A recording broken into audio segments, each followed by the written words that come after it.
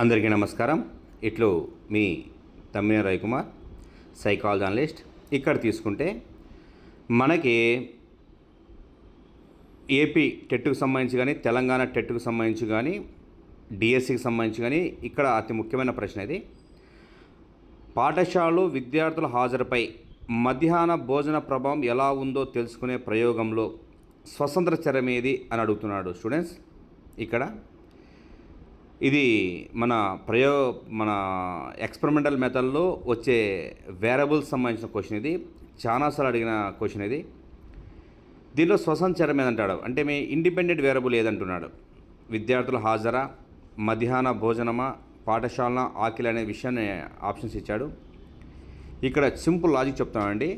అసలు very easy, just చూస్తేనే answer వేసే విధంగా మీకు ఒక టెక్నిక్ చెప్తాను. ఎప్పుడైనా సరే ఇలాంటి క్వశ్చన్స్ మనకు ఫామ్ అయినప్పుడు, ఎప్పుడైనా సరే పాఠశాలలో విద్యార్థుల హాజరుపై పై ఉందే వాడా పై అనే పదం కానీ ప్రభావం అనే పదం, రెండు పదాలు ఇక్కడ కనపడుతున్నాయి మనకి ఎప్పుడైనా సరే ప్రశ్నలో కదా.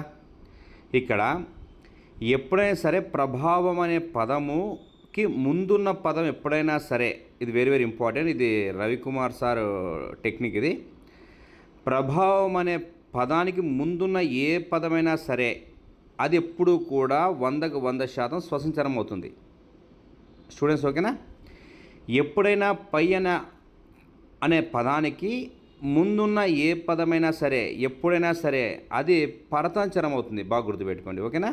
ఇది వెరీ ఇంపార్టెంట్ ఓకేనా, ఇది కీ ఓకేనా. తర్వాత ఇక్కడ జోక్యచరం అనుకోండి. ఎప్పుడైనా సరే జోక్యచరాలు ఎప్పుడు కూడా ఆకలి కానీ, అలసట కానీ, విసుగు కానీ, కోపం కానీ, ఆర్థిక అసమానతలు కానీ అనే పదాలు ఎప్పుడైనా కనపడితే అవి ఎప్పుడు జోక్యచరాలే. స్టూడెంట్స్ ఓకేనా. ఇది వెరీ ఇంపార్టెంట్ కీ పాయింట్ ఇది ఓకే. మీలాంటివి కీవర్డ్స్ ఆర్కే సైకాలజీ యాప్లో ఉంటాయండి. ఇంకా ప్రజ్ఞా పరీక్షకు సంబంధించిన కోడింగ్ కూడా చాలా సింపుల్గా చెప్పాను. దాన్ని ఆర్కే సైకాలజీ యాప్ డౌన్లోడ్ చేసుకోండి. 100% మీరు బిట్టుని క్రాక్ చేసే విధంగా ఉంటుంది స్టూడెంట్స్ ఓకేనా.